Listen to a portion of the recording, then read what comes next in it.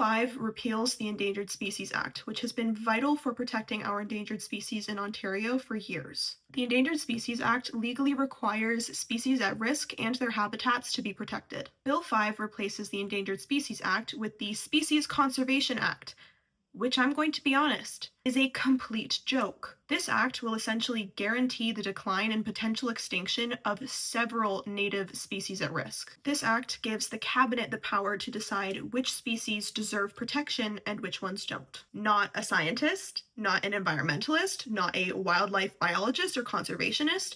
Politicians who arguably know nothing about environmental science or wildlife conservation. Those are the people that are being given the power to determine whether or not a species deserves to be protected. This new law redefines what an animal's habitat is to mean only their nest or den and the immediate area surrounding it. And in some cases, only when said nest or den is currently occupied. So for example, a fox's habitat is, the forest and the surrounding grasslands, and somewhere in there they're going to have a den where they sleep. But under this new law, that forest, those grasslands, those are no longer considered part of the fox's habitat, and so there is no longer protection for them. The only thing that is considered this fox's habitat is the den that it sleeps in. And the cabinet also reserves the right to further narrow this definition however they want to. The aim of this is to give control over the land and what happens to it to the cabinet. If they can control the land and no longer have to consider wildlife in the process, then they can give the land to whoever they want. They can let